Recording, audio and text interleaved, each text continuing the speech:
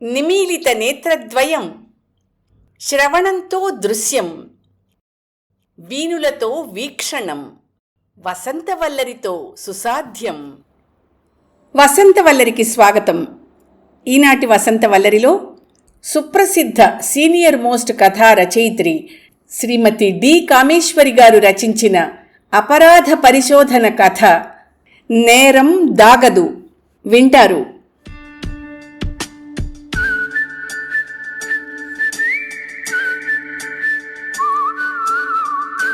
ఓ శీతాకాలం, తెల్లవారుతున్న సమయం. Blue haven apartment ముందు ఆటో వచ్చి ఆగింది. నర్సాపూర్ ఎక్స్ప్రెస్ నుంచి నాంపల్లిలో దిగి ఇంటికి వచ్చిన సుధాకర మూర్తి 3వ అంతస్తుకు వెళ్ళి 302 ముందు ఆగి జేబులోంచి తాళాలు తీసి తాళం తీయబోతూ డోరు కాస్త తెరిచినట్టుండడం చూసి ఆశ్చర్యపడుతూ లోపలికి వెళ్ళాడు. వెళ్ళిన 1 నిమిషంలో గావు కేకలు పెడుతూ బయటికి పరిగెత్తొచ్చాడు. ఎదురింటి పక్కింటి తలుపులు బార్తూ వాచ్మ్యాన్ వాచ్మ్యాన్ అంటూ అరుస్తూ నిలువెల్లా వణికిపోతూ నోట మాట రానట్టలా కూలబడిపోయాడు. పక్కింటి ఎదురింటి ఫ్లాట్ తలుపులు తెరుచుకుని కింద నుంచి పైనుంచి జనాలు పరిగెత్తొచ్చారు. వాచ్మెన్ కింద నుంచి పరిగెత్తొచ్చాడు. ఎదురింటి సుబ్రహ్మణ్యం, ఏం జరిగిందండి అన్నాడు గాభరాగా. సుధాకర్ లోపలికి చూపిస్తూ హత్య హత్య హత్య అన్నాడు వణికిపోతూ. పక్కింటి ప్రదీప్ అతన్ని పట్టుకుని వాట్ హ్యాపెండ్? సరోజిని ఎవరో అంటూ లోపలికి పరిగెట్టాడు. అందరూ లోపలికి జొరబడ్డారు. అక్కడ మంచం కింద సరోజ రక్తపు మడుగులో పడి ఉంది. లెమన్ కలర్ నైట్ గౌన్లో ఉన్న ఆమె ఛాతి మీద కత్తి దిగబడి ఉంది. గౌనంతా రక్తం, దుప్పటి సగం కిందకి జారింది. దుప్పటి నిండా రక్తం మరకలు. Oh my god! హత్య! ఎవరు చంపారు? ఎప్పుడు? ఎలా? మాకెవరికి తెలియనేలేదు అంతా తలో మాట అన్నారు. పై ఫ్లోర్లో ఉండే ఓ డాక్టర్ ముందుకొచ్చి చెయ్యి పట్టి నాడి చూసి కనురెప్పలు తెరిచి చూసి, చనిపోయి చాలాసేపు అయింది. హత్య రాత్రెప్పుడో జరిగుండొచ్చు. కాళ్ళు చేతులు కదుపుతూ ఎముకల కదలిక చూస్తూ అన్నాడు. వాచ్మెన్ని అందరూ తలో ప్రశ్న వేశారు. రాత్రి ఎవరన్నా కొత్త వాళ్ళు వచ్చారా? ఏదన్నా చప్పుడది వినిపించిందా? ఎవరో వచ్చి ఇంత డేరింగ్గా హత్య చేసి వెళ్ళారంటే ఈ వాచ్మెన్ యూజ్లెస్ అంతా తలో మాట అన్నారు. వాచ్మెన్ బెదిరిపోయాడు. బాబో, నేను అసలు గేటు నుండి కదలనే లేదండి. రాత్రి నీళ్ళ ట్యాంకర్ వచ్చినప్పుడు తప్ప గేట్ నుంచి కదలనే లేదండి భయపడుతూ చెప్పాడు. సుధాకర్ కుర్చీలో కూలబడిపోయి రోదించసాగాడు. ప్రదీప్ అతని భుజం తడుతూ ఓదారుస్తూ, సుధాకర్ గారు, మీరెక్కడి నుంచి వస్తున్నారు? నిన్న ఊళ్ళో లేరా? పక్కన సూట్ కేసు చూస్తూ అడిగాడు. సుధాకర్ జేబు రుమాలతో కళ్ళు తుడుచుకుంటూ ఏడుపు ఆపుకుంటూ, నేను మొన్న రాత్రి విజయవాడ వెళ్ళి ఇప్పుడే వస్తున్నానండి. నేనుండుంటే ఇలా ఎందుకు జరిగేదండి? నేను లేనని తెలిసి ఎవరో ఇలా. నగలు, డబ్బు, వస్తువులు ఏమన్నా పోయాయా చూడండి ముందు సుబ్రహ్మణ్యం అన్నాడు. సుధాకర్ అప్పుడే గుర్తు తెచ్చుకుని భార్య వంక చూసి, మెళ్ళో సూత్రాలు, గొలుసు, గాజులు ఉండాలి, లేవు అంటూ చుట్టూ చూసి బీరువాకి తాళాలు వేలాడుతూ ఉండడం చూసి లేచి తలుపులు తీయబోయాడు. ఆగండి, వద్దొద్దు, పోలీసులు రానివ్వండి, ఫింగర్ ప్రింట్లు అవి ఉంటే చెదిరిపోతాయి అన్నారు ఎవరో తమకున్న డిటెక్టివ్ నవలలు, సినిమాల పరిజ్ఞానంతో. సుధాకర్ ఆగిపోయాడు. చుట్టూ చూశాడు. టీవీ, వీసీఆర్ అవి అలాగే ఉన్నాయి. బీరువాలో 2-3 వేలు డబ్బు, సరోజు ఇంకా కొన్ని నగలు ఉండాలి. మరి వీటి కోసమే ప్రాణాలు తీస్తారా ఎవరన్నా? మళ్ళీ అతని కళ్ళు నిండుకున్నాయి. అసలు లోపలికి ఎలా వచ్చారు? ఆవిడ బెల్ కొడితే తలుపు తీశారా? ఇదెవరన్నా తెలిసిన వాళ్ల పనా, లేక కేవలం డబ్బు కోసం జరిగిన పనా? ఎవరో అన్నారు. అందరి మనసులోనూ 1,00,000 సందేహాలు. సుధాకర్ అయోమయంగా తలూపాడు. ఆవిడ దగ్గరో తాళం, నా దగ్గరో తాళం ఉంటాయండి. ఎవరంతట వారు ఇంటికి వచ్చినప్పుడు తాళం తీసుకునే వస్తాం. అందుకే నేను ఏ రాత్రి వచ్చినా, ఇలా ఉదయం వచ్చినా సరోజిని డిస్టర్బ్ చేయకూడదని ఎవరి కీసు వాళ్ళం పర్సులో ఉంచుకుంటాం. ఏ తలుపు, కిటికీ, వెంటిలేటర్లు తీసినట్టు లేదు అన్నాడు చుట్టూ చూసి. బహుశా ఎవరన్నా బెల్లు కొడితే ఈవిడ తలుపు తీస్తే లోపల జొరబడ్డారేమో అన్నారెవరో. ముందు పోలీసులకు ఫోన్ చేయండి, ఎవరూ ఏమీ ముట్టుకోకుండా డ్రాయింగ్ రూమ్లోకి పదండి. ఊరుకోండి సుధాకర్, ఇంకా ఎంత ఏడ్చినా ఏం లాభం, గుండె దిటవు చేసుకోండి. ఏడుస్తున్న సుధాకర్ భుజం చుట్టూ చెయ్యి వేసి ముందు గదిలోకి నడిపించాడు ప్రదీప్. లావణ్య, కాస్త కాఫీ కానీ టీ కానీ చేసి పట్రా అన్నాడు భార్యతో. నాకేం వద్దండి, నాకేం వద్దు. ఏడుస్తూ చేతిలో మొహం దాచుకున్నాడు సుధాకర్. అంతా జాలిగా చూశారు. సుధాకర్, సరోజల పెళ్ళై పట్టుమని ఏడాది మీద 2 నెలలైంది. సరోజ కూడా ఉద్యోగస్తురాలే. భర్త మెడికల్ రిప్రజెంటేటివ్, భార్య ఏదో కంపెనీలో పని. ఇద్దరూ బయటికి 9 గంటలకల్లా వెడతారు. సరోజ 7 లోపల సాధారణంగా ఇంటికి వస్తుంది. సుధాకర్ రాకపోకలకి టైం ఉండదు. నెలకి 10-15 రోజులు బయట ఊళ్ళకి తిరుగుతాడు. హలో అంటే హలో పలకరింపులు, ఏదన్నా బిల్డింగ్ మీటింగ్ జరిగితే 1-2 సార్లు కలవడం, న్యూ ఇయర్ పార్టీ అప్పుడు ఏడాదికోసారి బిల్డింగ్లో అందరూ కలవడం తప్ప వాళ్ళిద్దరికీ ప్రత్యేకంగా ఎవరితోనూ పరిచయం లేదు పెద్దగా. ఆ ఫ్లోర్లో ఎదురుగా ఉన్న సుబ్రహ్మణ్యం, ప్రదీప్ భార్యలతో కాస్త పరిచయం. చాకలి బట్టలు తెచ్చినా, ఏదన్నా రిజిస్టర్డ్ పోస్టు, కొరియర్ లాంటివి వస్తే తీసి ఉంచుతారు. అంచేత భార్యాభర్తల విషయాలు పెద్దగా ఎవరికీ తెలియవు. ఫోన్ చేసిన అరగంటకి ఓ ఇన్స్పెక్టరు, 2 కానిస్టేబుల్సు, ఓ ఫోటోగ్రాఫరు, వేలిముద్రల నిపుణుడు వచ్చారు. అలవాటుగా ముందు ఫోటోగ్రాఫర్ శవాన్ని అన్ని కోణాల నుండి ఫోటోలు తీశాడు. హత్య జరిగినట్టు ముందెవరు చూశారు? ఈమె ఎవరి తాలూకు అని అడిగాడు.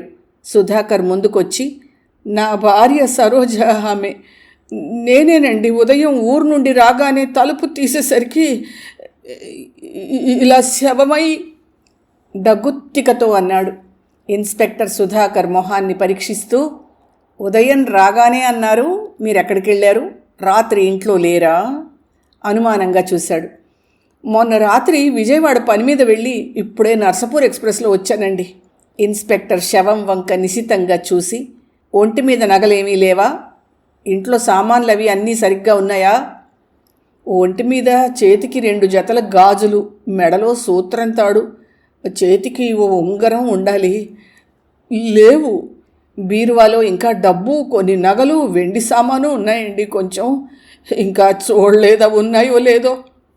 శేషాద్రి, బీరువా మీద ఫింగర్ ప్రింట్స్ కలెక్ట్ చేసావా? కత్తి మీద ఇంకెక్కడ దొరికితే అక్కడ తీసుకో. బీరువా పని అయిందా అడిగాడు ఫింగర్ ప్రింట్స్ అతన్ని. బీరువా అయిపోయింది సార్, చూసుకోవచ్చు అన్నాడు శేషాద్రి. ఇన్స్పెక్టర్ సుధాకర్తో, బీరువా తెరిచి ఏమన్నా పోయాయేమో చూడండి అన్నాడు. సుధాకర్ లాకర్ తెరిచి పట్టల మధ్య వెతికి, సరోజది నెక్లెస్ సెట్టు, 1-2 ఉంగరాలు, క్యాష్ 2-3 వేలు ఉండాలి సార్, అవేమీ లేవు అంటూ అటు ఇటు వెతుకుతూ, అయ్యో ఖరీదైన కెమెరా, ఫారిన్ది, అది కూడా లేదు సార్ అన్నాడు. అంటే అంతా కలిపి 60-70 వేల పైమాటే కదా అన్నాడు ఇన్స్పెక్టర్. అనుకుంటానండి. అంటే ఇది డబ్బు కోసం చేసిన హత్య అయి ఉంటుందా? ఇంతకీ ఇది దొంగతనం కోసమే అయితే దొంగలు ప్రవేశించే అవకాశాలు ఎక్కడెక్కడున్నాయి? కేవలం వీధి గుమ్మం నుంచి తప్ప మిగతా బాల్కనీల్లో అక్కడ గ్రిల్స్ ఉన్నాయండి. అక్కడెక్కడి నుంచి ఎవ్వరూ వచ్చే వీలు లేదు సుధాకర్ చెప్పాడు. తలుపు పరీక్షించి, తలుపు బలవంతంగా తీసిన గుర్తులు కూడా లేవు. అంటే మీ ఆవిడే తీసుండాలి తలుపు. ఎవరన్నా బెల్ కొడితే తీసుంటారా? తెలిసిన వారు పిలిస్తే తీసుండొచ్చా? సుధాకర్ అయోమయంగా చూస్తూ, నాకెలా తెలుస్తుందండి? అసలు ఏ టైంలో ఈ హత్య జరిగిందో? అర్ధరాత్రి ఎవరన్నా పిలిచినా తలుపు అంత వెంటనే తీస్తుందా? తెలిసిన గొంతు అయితే తప్ప గొణిగినట్టు అన్నాడు. అది కరెక్టే. శవాన్ని పోస్ట్ మార్టం చేస్తే తప్ప టైము సరిగ్గా తెలీదు. టైమును బట్టి ఆలోచించాలి. డబ్బు తప్ప ఇంకేదన్నా మోటివ్ ఉందా అని కూడా ఆలోచించాలి. చూడండి సార్, మీ ఆవిడికి తెలిసిన వారు, స్నేహితులు, బంధువులు ఎవరన్నా రాత్రివేళ వచ్చే అవకాశం ఉందా? తల అడ్డంగా ఊపాడు సుధాకర్. ఆవిడ బంధువులు ఎవ్వరూ లేరండి. స్నేహితులు ఉన్నారేమో. ఆఫీస్లో కొలీగ్స్ వాళ్ళు నాకు తెలిసినంత వరకు అంత చనువుగా రాత్రివేళ ఇంటికి వచ్చేవాళ్ళు లేరనే అనుకుంటున్నాను. సరే, మీరు స్టేషన్కి వచ్చి రిపోర్ట్ రాసిచ్చి సంతకం చేయండి. బాడీ పోస్ట్ మార్టం అయ్యాక అప్పగిస్తాం. ఈలోగా మీకేదన్నా అనుమానం, ఆచూకీ, క్లూ లాంటివి ఏమన్నా దొరికితే చెప్పండి. 1 మినిట్, మీరు మొన్న రాత్రి ఊరు వెళ్ళామన్నారు. ఏ ఊరు? విజయవాడ అండి. నిన్నంతా విజయవాడలోనే ఉన్నారా? సందేహంగా చూస్తూ అడిగాడు ఇన్స్పెక్టర్. సుధాకర్ బెరుకుగా చూస్తూ తనని అనుమానిస్తున్నాడా అన్న భయంతో, నిన్నంతా విజయవాడలోనే ఉండి రాత్రి ట్రైన్ పట్టుకుని వచ్చానండి. మీరక్కడున్నట్టు రుజువు చేయగలరా? ఎవరన్నా సాక్ష్యం చెప్పగలరా? సారీ, మా పోలీసులు అన్ని వైపుల నుంచి ఆలోచించాలి. దోషి దొరికే వరకు అందరినీ అనుమానించడం మాకు తప్పదు, అందుకని అడగాల్సి వస్తోంది అన్నాడు ఇన్స్పెక్టర్. సుధాకర్ తేలిగ్గా నిట్టూర్చి, దాందే ఉందండి, నేను అక్కడున్నట్టు ఎవరన్నా చెప్తారు. 2-3 మెడికల్ షాప్ వాళ్ళని, ఒక డాక్టరు పెద్ద ఆర్డర్ ఇస్తానంటే కలవడానికి వెళ్ళాను. దురదృష్టవశాత్తు ఆయన అర్జెంటుగా ఊరికి వెళ్ళారు. సాయంత్రానికి వస్తే కలవచ్చు అన్నారు ఇంట్లో వాళ్ళు. మెడికల్ షాప్ వాళ్ళని కావాలంటే అడగండి, నేను ఎప్పుడు వెళ్ళే లాడ్జీ వాళ్ళని కూడా అడగచ్చు. లాడ్జీలో ఎప్పటి వరకు ఉన్నారు? మెడికల్ షాపులకు ఎప్పుడు వెళ్ళారు? ఆ తర్వాత ఇంకా ఏం చేశారు? ఉదయం దిగి లాడ్జికి వెళ్ళి స్నానం చేసి టిఫిన్ చేసి కాసేపు రెస్ట్ తీసుకుని 10 గంటలకి మెడికల్ షాపుల వాళ్ళని కలిశానండి. డాక్టర్ని కలవాలని ఫోన్ చేస్తే సాయంత్రానికి కానీ రారు అనడంతో చేసేదేమీ లేక 1 గంటకి భోంచేసి మ్యాట్నీ సినిమాకి వెళ్ళాను. సాయంత్రానికి కూడా డాక్టర్ గారు రాలేదు. అంచేత సినిమా చూసి కాసేపు ఇటు అటు తిరిగి స్టేషన్కి వెళ్ళి అక్కడే భోంచేసి రాత్రి నర్సాపూర్ ఎక్స్ప్రెస్ పట్టుకున్నానండి. డాక్టర్ సాయంత్రం కూడా రారని ముందే తెలిస్తే వెంటనే ఏదో ట్రైనో బస్సో పట్టుకు వచ్చేసేవాడిని. అలా వచ్చేస్తుంటే ఈ ఘోరం జరిగేది కాదేమో. మళ్ళీ కళ్ళు నిండాయి అతనికి. సారీ సార్, మిమ్మల్ని ఇబ్బంది పెట్టాలని కాదు, మాకివి రొటీన్ ప్రశ్నలు. సాయంత్రం వరకు మీరు అక్కడే ఉన్నారనడానికి రుజువు తెలిసినవారు, చూసినవారు ఎవరైనా? ప్రశ్నార్థకంగా చూస్తూ అన్నాడు. సాయంత్రం సినిమా నుంచి వచ్చాక నేను ఇంకెవ్వరిని కలవలేదండి అంటూ ఆగిపోయి ఏదో గుర్తొచ్చినట్టు ప్యాంటు జేబులు వెతికి సినిమా టిక్కెట్టు పైకి తీశాడు సంతోషంగా. ఓ గాడ్, లక్కీగా ఇది జేబులో ఉండిపోయిందండి అంటూ ఇచ్చాడు. ఇదేమిటి, టిక్కెట్టు మొత్తం ఉంది? ఇన్స్పెక్టర్ అడిగాడు. అదా, నేను వెళ్ళేసరికి సినిమా మొదలై 10 నిమిషాలు అయిందండి. తలుపు దగ్గర ఎవ్వరు లేరు. సీటు వెతుక్కుని నేనే వెళ్ళి కూర్చున్నాను. అడిగితే చూపిద్దామని జేబులో పెట్టుకున్నాను సార్. ఎవరూ వచ్చి నన్ను అడగనే లేదు.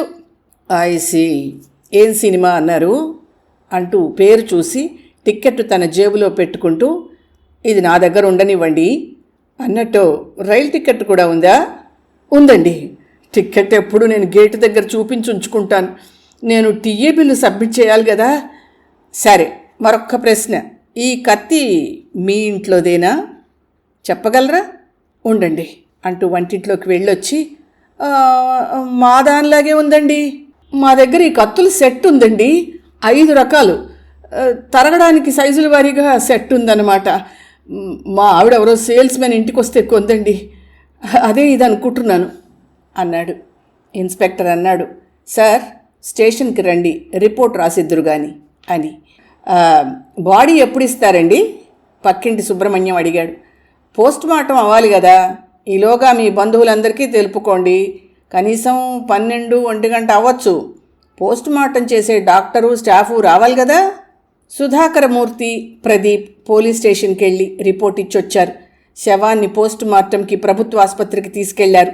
ఊళ్ళో ఉన్న సుధాకరమూర్తి అక్క, బావ వచ్చారు కబురు తెలిసి. స్నేహితులు, సరోజ ఆఫీస్ స్టాఫు కబురు తెలిసి ఒక్కొక్కరే వచ్చారు. బాడీ 1 గంటకి ఇంటికి తీసుకొచ్చారు. సరోజ తల్లిదండ్రులు మర్నాడు 10 గంటలకు కానీ రాలేరు. అంచేత బాడీ అంతసేపు ఉంచడమా, సాయంత్రంలోగా దహన సంస్కారం జరపడమా అన్న తర్జన భర్జనల తర్వాత రాత్రి ఎప్పుడో పోయిన శవాన్ని ఇంకా ఉంచడం అనవసరం అని అంతా తీర్మానం చేసి 5 గంటలకల్లా శవాన్ని తీసుకెళ్లి దహన సంస్కారాలు జరిపించారు.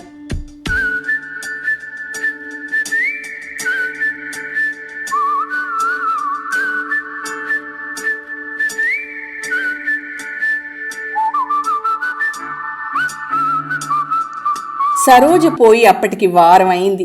హత్య జరగడానికి కేవలం డబ్బు నగలు దోచుకోవడమే కారణం అంటే నమ్మబుద్ధి కావడం లేదు ఇన్స్పెక్టర్కి.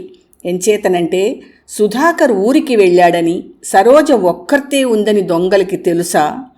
ఎవరన్నా తెలిసిన వారు చేశారా? చేయడానికి కారణాలు, మోటివ్ ఏమిటి? అసలు హత్య చేసిన వాళ్ళెవరు? ఎలా లోపలికొచ్చారు? ఏ మామూలు దొంగలో అయితే 24 ఫ్లాట్స్ ఉంటే ఈ ఇంట్లోకే దూరి కాస్తపాటి నగలు డబ్బు కోసం హత్య చేశారా? లోపలికి ఎలా రాగలిగారు? సరోజే తలుపు తీసిందా? అర్ధరాత్రి ఎవరో తెలియకుండా అంత సులువుగా తలుపెందుకు తీసింది? పోస్టుమార్టం ప్రకారం హత్య 12 తర్వాత 1 గంటన్నర లోపల జరిగుండొచ్చని వచ్చింది. సరోజకి ఎవరో తెలిసినవారా? 2 తాళాలలో సుధాకర్ దగ్గర ఒక తాళం ఉంది. భార్యని హత్య చేసే కారణం ఏమిటతనికి? ముందు రోజు సాయంత్రం 6 గంటల వరకు విజయవాడలో ఉన్నట్టు, మ్యాట్నీకి వెళ్ళినట్టు, నర్సాపూర్ ఎక్స్ప్రెస్ రాత్రి 9:30కి ఎక్కినట్టు టిక్కెట్టు చూపిస్తోంది. అసలు అతను చేశాడనడానికి మోటివ్ ఏమిటి? భార్య మీద ఏదన్నా అనుమానమా? భార్యకి ఇంకొకరితో ఎవరితోనన్నా అక్రమ సంబంధం ఉందని ఇతనికి తెలిసిందా? లేక ఇతనికేమన్నా వివాహేతర సంబంధాలుండి భార్యని వదిలించుకోవడానికి ప్లాన్ చేశాడా? అతని మొహము మాటలు చూస్తే అలా అనుమానించదగ్గ ఆధారాలు కనబడలేదే. రకరకాల ఆలోచనలొచ్చాయి. ఏ ఒక్కదానికి సరైన ఆధారాలు, లింకు అతనికి దొరకడం లేదు. సరోజ హత్య జరిగిన మర్నాడు ఇన్స్పెక్టర్ సునీల్ వర్మ అపార్ట్మెంట్ వాచ్మెన్ని రకరకాలుగా ప్రశ్నించాడు. అతని మాటల వల్ల తెలిసిన విషయాలను బట్టి అపార్ట్మెంట్లో నీళ్ల ప్రాబ్లం ఉండడం వల్ల రోజు రాత్రి 12-1 గంట మధ్య తప్పకుండా వాటర్ ట్యాంకర్ వస్తుంది. అవసరమైతే 2 వస్తాయి. అర్ధరాత్రి ఆ టైంలో వాచ్మ్యాన్ వెనుక పక్క గేటు తెరిచి ట్యాంకర్ని లోపలికి రానిచ్చి నీళ్లు సంపులోకి పోయిస్తాడు. అప్పుడు మెయిన్ గేటుకి తాళం ఉంటుంది. 12-12:30కి సినిమాల నుంచి, క్లబ్బుల నుంచి వచ్చేవాళ్ళు వచ్చాక కార్లొచ్చే గేటు తాళం పెట్టి మనుషులు నడిచే చిన్న గేటు తీసి ఉంచుతాడు, ఎవరన్నా రావడానికి వీలుగా. ట్యాంకర్ వచ్చి వెళ్ళాక 2 గంటల ప్రాంతంలో చిన్న గేటు కూడా తాళం పెట్టి గేటు ముందే పక్కపరుచుకుని నడుం వాలుస్తాడు. తర్వాత ఎవరన్నా వస్తే అడిగి చూసి తాళం తీస్తాడు. అది అక్కడ రొటీన్. అంటే వాచ్మెన్ తాళాలు ఎప్పుడు వేసేది, ట్యాంకర్ ఎప్పుడు వచ్చేది తెలిసిన వారే. ట్యాంకర్ వచ్చిన సమయంలో చిన్న గేట్లోంచి వచ్చారా? వచ్చి హత్య చేసి అలాగే వెళ్ళారా? నీళ్లు సంపులోకి వదిలి తాళం వేసి ఓవర్ హెడ్ ట్యాంకులో ఎక్కించడానికి, మోటార్ వేసి రావడానికి ఎంత లేదన్నా అరగంట పడుతుంది. కాబట్టి ఆ అరగంటలో హత్య జరిగి ఉండొచ్చు. అంటే ఈ రొటీన్ అంతా తెలిసిన వాళ్ళు చేసిన పనా? ఆ తెలిసిన వారెవరు? వాచ్మన్ని, అతని అక్కాబావల్ని, అపార్ట్మెంట్ ఇరుగు పొరుగుల్ని, సుధాకర్ సరోజల దాంపత్య జీవితం గురించి, వారి ప్రవర్తన, రాకపోకల గురించి రకరకాలుగా ప్రశ్నించినా పెద్దగా ఏ విషయమూ రాబట్టలేకపోయాడు ఇన్స్పెక్టర్. ఇద్దరూ ఉద్యోగస్తులవ్వడం వల్ల ఏ ఆదివారమో తప్ప, రాత్రిళ్ళు తప్ప ఇంట్లో ఉండేది తక్కువ కనుక పెద్దగా వారి విషయాలేవీ తెలియవన్నట్టే చెప్పారంతా. ఎప్పుడో ఓసారి ఊళ్ళో ఉండే అతని అక్కాబావ, ఎప్పుడైనా అతని స్నేహితులు ఫ్యామిలీతో వచ్చేవారు. ఎక్కువ రాకపోకలు లేవన్నారు. ఇద్దరి మధ్య మామూలుగా భార్యాభర్తలు ఎప్పుడన్నా తగోలు పడ్డం సహజంగా జరిగేదే. అలా వాళ్ళో మాట అనుకున్నా తాము వినలేదు అన్నారు. ఇద్దరూ పెళ్ళైన కొత్తలో ఎప్పుడన్నా సినిమాకి, షికారుకి, హోటళ్లకి స్కూటర్ మీద వెళ్లడం చూసేవారని, ఈ మధ్య అలా వెళ్లడం చూడలేదని చెప్పారు. సుధాకర్ ఇల్లు సోదా చేసినా ఏ క్లూలు దొరకలేదు. పరిశోధన అరంగుళం ముందుకు జరగలేదు. అసలు సుధాకర్ విజయవాడ వెళ్ళినట్టు చెప్తున్నది నిజమేనా? తను వెళ్లకుండా ఇక్కడే ఉండి ఈ నాటకం ఆడా? అలా అయితే అతని దగ్గర మ్యాట్నీ టిక్కెట్ ఉందే. రైలు టిక్కెట్టు పోనీ రిటర్న్ జర్నీ టిక్కెట్ అనుకుంటే సినిమా టిక్కెట్టు సంగతి ఏమిటి? ఆ లాడ్జీ, మెడికల్ షాప్ వారిని వాకప్ చేస్తే ఏమన్నా సంగతులు తెలుస్తాయా?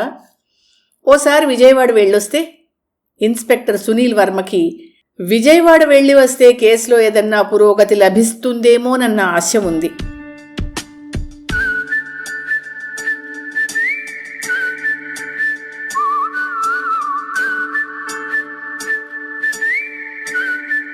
విజయవాడలో సుధాకర్ దిగిన లాడ్జీకి ముందుగా వెళ్ళాడు ఇన్స్పెక్టర్. సుధాకర్ శుక్రవారం ఉదయం వచ్చి 1 గంటకి లాడ్జీ ఖాళీ చేసినట్టు చెప్పారు. అతని ట్రైన్ రాత్రి 10 గంటలకి కదా, ఎందుకు 1 గంటకే ఖాళీ చేశాడు? ఇన్స్పెక్టర్ ఆశ్చర్యంగా అడిగాడు. మా చెక్ ఇన్ టైము 1 గంట సార్. రాత్రి వరకు ఉంటే మరో రోజు ఛార్జీలు ఇవ్వాలని ఒకరోజు పనుండి వచ్చినప్పుడు ఆయన అలా లంచ్ తిని చేతిలో ఉండేది చిన్న బ్రీఫ్ కేసే కనుక చెక్అవుట్ చేసి సాయంత్రం పని చూసుకుని దొరికిన ట్రైన్కి వెళ్ళిపోతూ ఉంటారు సార్. అతని అలవాటు పాతదే అని చెప్పారు లాడ్జీవారు. మెడికల్ షాప్ వారిని కలిస్తే వాళ్ళు సుధాకర్ 11 గంటలకు వచ్చినట్టు కన్ఫర్మ్ చేశారు. సుధాకర్ కలుసుకోవాలనుకున్న డాక్టర్ ఊళ్ళో లేకపోవడం, సాయంత్రానికి రాకపోవడమూ నిజమే అయింది. ఇంకా మిగిలింది సినిమా హాల్కి వెళ్ళి ఆరా తీయడం. మేనేజర్ని కలుసుకుని తన దగ్గరున్న మ్యాట్నీ టికెట్టు చూపించి, ఎవరన్నా సినిమా మధ్యలో వెళ్ళిపోయారా శుక్రవారం మ్యాట్నీలో, మీ గేట్ కీపర్లను అడగగలరా అంటూ చెప్పబోతుంటే మేనేజర్ చేతిలో టికెట్ చూస్తూనే, ఇది గురువారం మ్యాట్నీ టికెట్ సార్, శుక్రవారంది కాదు అన్నాడు. ఇన్స్పెక్టర్ తెల్లబోయాడు. అంతవరకు టిక్కెట్టు సరిగ్గా చూడనందుకు తిట్టుకున్నాడు. ఐసీ, ఇది గురువారందా? శుక్రవారం కూడా ఇదే సినిమా ఆడిందా? ఆరా తీశాడు. లేదు సార్, మా థియేటర్లో ప్రతి శుక్రవారం మారిపోతుంది. ఈ సినిమా గురువారంతో అయిపోయింది సార్ అన్నాడు. సునీల్ వర్మ కళ్ళు మెరిశాయి. చిన్ని క్లూ దొరికినందుకు సంతోషించాడు. ఆలోచనలో పడి సంఘటనలు మనసులో పేర్చసాగాడు.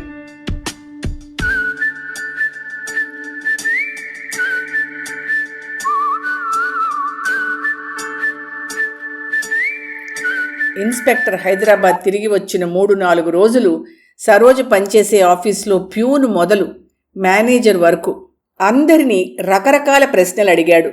ఆఫీస్లో ఆమె డెస్క్ డ్రాయర్ కీ తెప్పించి క్షుణ్ణంగా పరిశీలించాడు. అందులో దొరికిన ఒక డైరీ స్వాధీనం చేసుకుని ఇంటికెళ్ళి రాత్రంతా చదివి చాలా విషయాలు అర్థం చేసుకున్నాడు. అందులో దొరికిన 2-3 ఫోటోల్లో వ్యక్తిని గూర్చి ఆఫీస్ వారిని వాకప్ చేసుకుని రూఢి చేసుకున్నాక, అతన్ని కలుసుకొని మాట్లాడాక చాలా వరకు అతనికి కథ అర్థమైంది.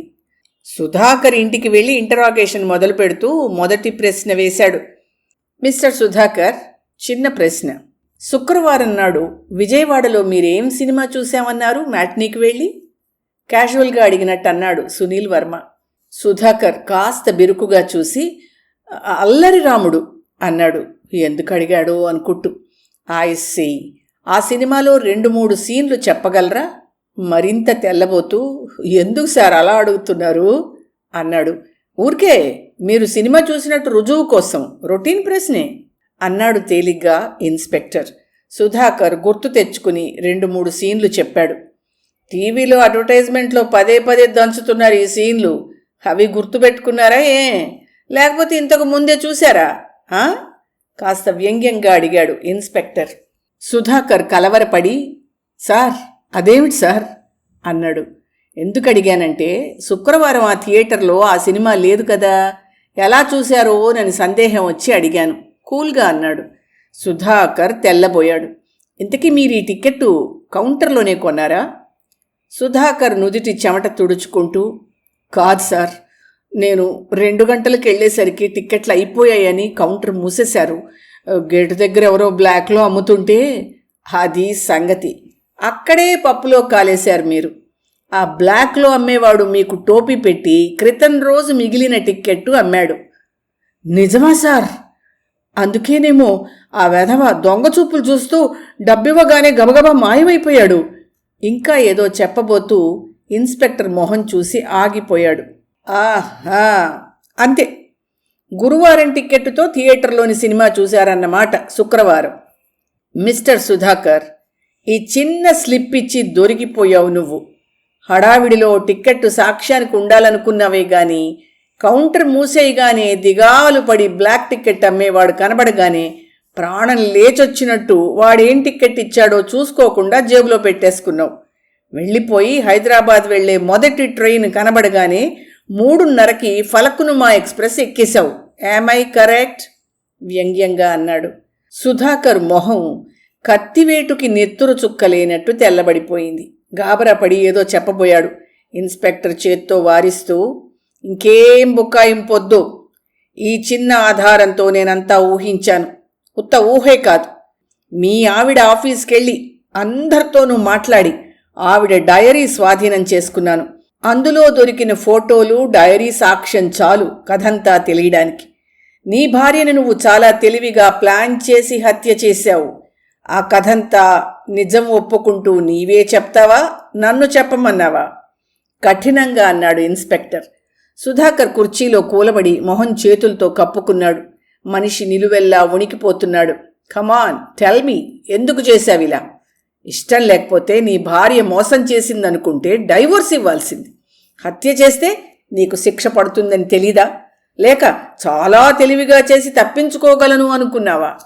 జరిగిందంతా చెప్పి నేరం ఒప్పుకో, కఠినంగా అన్నాడు.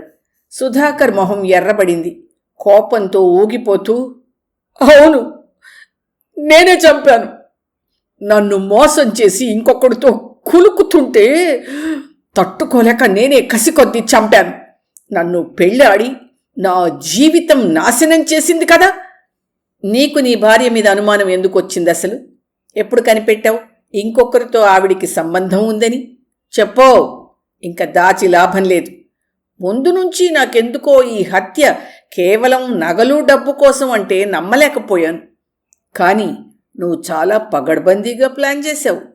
ఈ ఊళ్ళో లేనట్టు విజయవాడలో ఉన్నట్టు నమ్మించడంతో బోల్తా పడ్డాను. కానీ ఎక్కడో లింక్ అందలేదన్నది తడుతూనే ఉంది నాకు. ఈ అపార్ట్మెంట్ వ్యవహారం, నీళ్ల ట్యాంకర్ వచ్చే సమయం, వాచ్మ్యాన్ గేట్ వేసే టైము, ఇవన్నీ క్షుణ్ణంగా తెలిసిన ఎవరో టైం చూసుకుని చేశారు. ఆ వ్యక్తి ఎవరు? బయటి వాళ్ళ, కాంప్లెక్స్ వాళ్ళ? అసలు హత్యకు మోటివ్ ఏమిటి అన్నది అంతుబట్టలేదు. ఎప్పుడూ నేరస్తుడు చిన్న పొరపాటు ఎక్కడో చేసి తప్పటడుగు వేస్తాడన్నది నిజం. ఆ నిజం ఇప్పుడు నిజమైంది. నీ కర్మగాలి ఆ టిక్కెట్ తారీఖు చూసుకోకుండా కొనడం, థియేటర్లో ఏ సినిమా ఆడుతున్నది సరిగ్గా చూడకుండా హడావిడిలో పొరపాటు చేసి దొరికిపోయావు. చెప్పు, నీ భార్య మీద నీకు అనుమానం ఎప్పుడొచ్చింది? ఎలా తెలిసింది ఆమెకి ఇంకొకరితో సంబంధం ఉందని? ఇన్స్పెక్టర్, ఓ భర్తకి తన భార్య ఇంకొకరితో సంబంధం పెట్టుకుందని తెలిస్తే ఎవ్వరూ భరించలేరు సార్. మొదటిసారి అంటే పెళ్ళైన 7-8 నెలలకి ఓసారి ఇలాగే పని మీద ఏదో ఊరు వెళ్ళి పొరపాటున ఇంటి తాళాలు తీసుకెళ్లడం మర్చిపోయాను. అంతే, తాళాల కోసం ఆవిడ ఆఫీస్కి వెళ్ళాను. అక్కడ ఆవిడ లేదు. ఆఫీసు లీవు పెట్టి 12 గంటలకే వెళ్ళిందన్నారు. 2 అయినా ఇంటికి రాలేదంటే ఎక్కడికి వెళ్ళింది? అక్కడ ప్యూన్ అడిగితే ఎవరో సార్ వచ్చారు, ఇద్దరు కలిసి వెళ్ళారు అన్నాడు. నేను ఊరు నుంచి మర్నాడు కానీ రానని తెలుసు కనుక ఇంటికి ఎప్పుడొస్తుందో చూద్దాం, ఆ వ్యక్తి ఎవరో చూడాలి అని అపార్ట్మెంట్ కాస్త దూరంలో కాపు వేశాను. సాయంత్రం 5 అవుతుండగా ఎవరో అతనితో స్కూటర్ మీద వచ్చి సందు మొదట్లో దిగి ఇంటికి వెళ్ళింది. ఆవిడ వెళ్ళిన వెంటనే నేను వెళ్ళాను. నన్ను చూసి బిత్తరపోయింది. తనెవరితోనూ రావడం, నేను ఆఫీస్కి వెళ్ళడం అంతా చెప్పి నిలేశాను. ముందు ఎవరో స్నేహితుడని బుకాయించింది. తర్వాత క్లాస్మేట్ కనిపిస్తే బయటికి వెళ్ళానంది. నేను నమ్మినట్టే నటించాను. ఆ తర్వాత 3-4 నెలలు ఆమెను గమనించడమే పని అయింది నాకు. 2-3 సార్లు స్పష్టంగా అతనితో సినిమాలకి, హోటల్కి వెళ్లడం రూఢి అయ్యాక నిలేస్తే ఇంక లాభం లేదని నిజం ఒప్పుకుంది.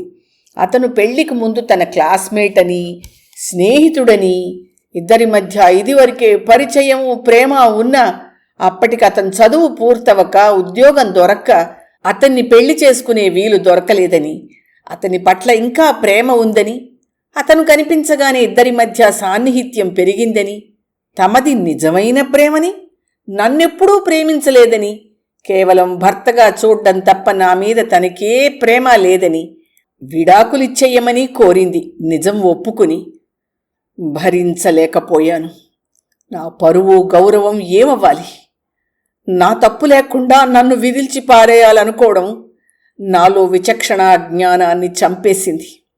ఆమె పట్ల కసి, ద్వేషం పెరిగి నన్ను ఇంత మోసం చేసింది చాలక నిర్భయంగా నన్ను వదుల్చుకోవాలనుకోవడం భరించలేక, నన్ను కాదని ఆమె సుఖపడకూడదని, పడనీయకూడదన్న కక్ష పెరిగి ఆమెను ఎలాగైనా శిక్షించి నాకు చేసిన ద్రోహానికి ప్రతీకారం తీర్చుకోవాలని 15 రోజులు రకరకాలుగా ప్లాన్లు వేసి ఆఖరికి ఈ ప్లాను నిర్ణయించాను. విజయవాడలో ఉన్నట్టు ఎలిబై చూపి అక్కడి నుంచి మధ్యాహ్నం రైల్లో రాత్రి 9:30కి హైదరాబాద్ వచ్చాను. 11:30 ప్రాంతంలో ఆటో ఎక్కి, చలికాలం కనుక నన్నెవ్వరూ గుర్తుపట్టకుండా మంకీ క్యాపు, నల్ల స్వెట్టరు తొడుక్కుని మా అపార్ట్మెంటుకి 2 ఫర్లాంగుల దూరంలో ఆటో దిగాను. ఎవరన్నా ఆటోవాణ్ణి పోలీసులు అడిగినా నా అపార్ట్మెంట్ దగ్గర దిగినట్టు ఎవ్వరూ చెప్పకుండా అక్కడ దిగి 12 గంటలకి నీళ్ల ట్యాంకర్ రావడం చూశాక నడుచుకుంటూ మా అపార్ట్మెంట్ దగ్గరికి వెళ్ళి చిన్న గేటులోంచి వాచ్మెన్ వెనక పక్కనుండగా లిఫ్ట్ ఉపయోగించకుండా ఎవరికంటా పడకుండా నా దగ్గరనున్న తాళంతో తలుపు తీసి లోపలికెళ్ళాను. సరోజ అపార్ట్మెంట్లో ఎవరికన్నా తెలుస్తుందనో, తెలిస్తే నాకు చెప్తారనో ఎప్పుడూ అతన్ని ఇంటికి తీసుకురాలేదు. తనే అతనితో వెళ్ళేది. నిద్రపోతున్న సరోజని చంపడానికి ముందే ఇంట్లో ఉన్న కత్తి పట్టుకుని వేలిముద్రలు పడకుండా గ్లౌజ్ వేసుకుని పక్కకి తిరిగి పడుకున్న ఆమెని వెల్లకిలా తిప్పి కసిగా కడుపులో పొడిచాను. మేల్కొన్న సరోజ భయంతో కేకలు పెట్టబోతుంటే నోరు నొక్కాను. గింజుకుంటూ కింద పడితే అక్కడ గుండెల్లో మరో పోటు పొడిచేసరికి గిలగిలా కొట్టుకుని కాసేపట్లో చనిపోయింది. అప్పుడు గబగబా ఆమె ఒంటిన ఉన్న నగలు, బీరువా తెరిచి మిగతా డబ్బు వగైరాలు జేబులో వేసుకున్నాను. నగల కోసం దొంగతనం జరిగిందనుకుంటారా అందరూ అనుకున్నాను.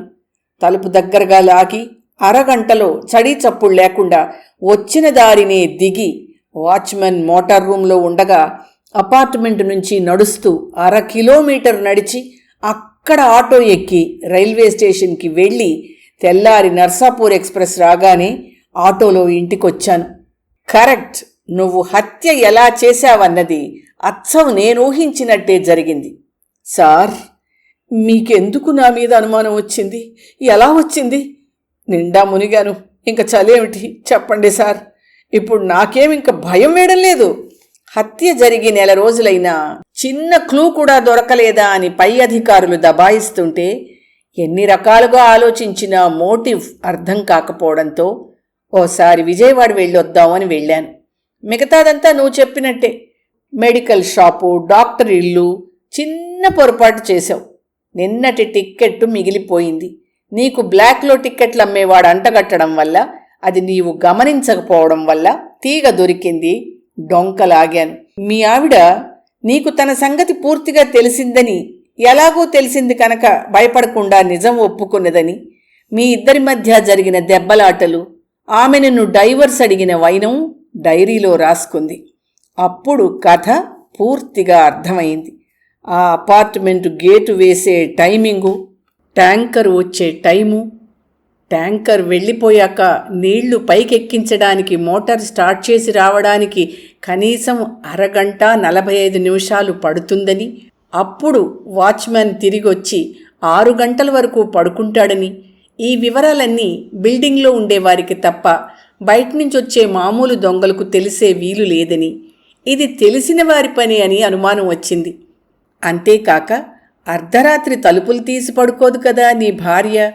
నువ్వు బయటికి ఊళ్ళకి పనిమీద వెళ్ళినప్పుడల్లా నీ దగ్గర ఒక కీ ఉంచుకుంటావని, దాంతో తలుపు తీసుకుని అర్ధరాత్రులు భార్యని డిస్టర్బ్ చేయకుండా వచ్చి పడుకుంటావని నువ్వే చెప్పావు ఇంటరాగేషన్లో. దాంతో మా అనుమానం నీ వైపు తిరిగింది. నువ్వు రాత్రి సినిమాకి వెళ్ళి హోటల్లో భోజనం చేసి నర్సాపూర్ ఎక్స్ప్రెస్లో పొద్దుటే వచ్చానని, కావలిస్తే టిక్కెట్ చూడండి అంటూ ఓ టిక్కెట్ చూపించావు. సినిమాకి వెళ్ళిన వాళ్ళు ఎవరన్నా గేటు దగ్గర చూపించి లోపలికి వెడతారు. ఇది నీ దగ్గర ఎందుకుంది అన్న నా ప్రశ్నకి నువ్వు ఏమాత్రం తడబడకుండా, నే వెళ్ళేసరికి సినిమా స్టార్ట్ అయిపోయింది, వాచ్మెన్ వరండాలో కూర్చుని భోజనం చేస్తున్నాడు, టిక్కెట్ చూసి లోపలికి వెళ్ళండి సార్ అన్నాడు, అంచేత టిక్కెట్ నా దగ్గరే ఉండిపోయింది అంటూ కట్టుకథని చెప్పుకొచ్చావు. నువ్విచ్చిన ఆ టిక్కెట్టుని అప్రయత్నంగా నేను జేబులో పెట్టుకున్నాను. ఎప్పటికీ ఏ క్లూ దొరక్కపోవడంతో విజయవాడలో మెడికల్ వాళ్ళని కలిసి వెరిఫై చేసుకున్నాను. ఒకసారి ఆ సినిమా హాల్ వాచ్మెన్ను కూడా అడిగి కన్ఫర్మ్ చేసుకుందాం అనుకున్నాను. సినిమా టిక్కెట్ విషయంలో నువ్వు చేసిన తప్పు నీకు తెలిసినదే. ఈ చిన్న టిక్కెట్ ముక్క నిన్ను నాకు పట్టించింది. ప్రతి నేరస్తుడు తెలుసో తెలియకో పొరపాటు చేసి ఎక్కడో అక్కడ దొరికిపోతాడు. నీ భార్య డైరీలో మీ ఇద్దరి మధ్య ఏం జరిగిందో చెప్తే చిన్న టికెట్టు ముక్క నిన్ను పట్టించింది అంటూ నవ్వేశాడు ఇన్స్పెక్టర్ బేడీలు తీస్తూ. మాడిపోయిన మొహంతో చేతులు ముందుకు చాపాడు సుధాకర్ మూర్తి.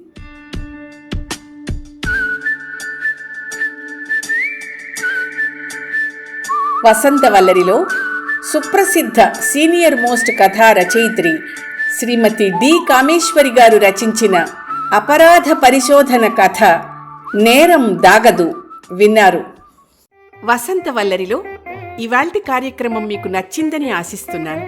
అందుకే లైక్ చేసి మీ మిత్రులకు బంధువులకు లింక్ను షేర్ చేసి మీ అమూల్యమైన అభిప్రాయాన్ని నాకు కామెంట్ బాక్స్లో తెలియచేయమని, వసంతవల్లరికి సబ్స్క్రైబ్ చేయమని విన్నవించుకుంటూ మీ వసంతలక్ష్మి అయ్యగారికి సెలవు మరి. Thank you. వసంతవల్లరి మిత్రులు, శ్రేయోభిలాషులు, వీక్షకులు, శ్రోతలు అందరికీ ఒక విజ్ఞప్తి. గతంలో లాగానే ఎప్పటికప్పుడు నా కథలను విని స్పందన తెలియచేయమని కోరుతూ, నేను చదివిన కథ మీకు బాగా నచ్చినట్టయితే తప్పకుండా హైప్ ఆప్షన్ నొక్కి నన్ను ప్రోత్సహిస్తారు కదూ.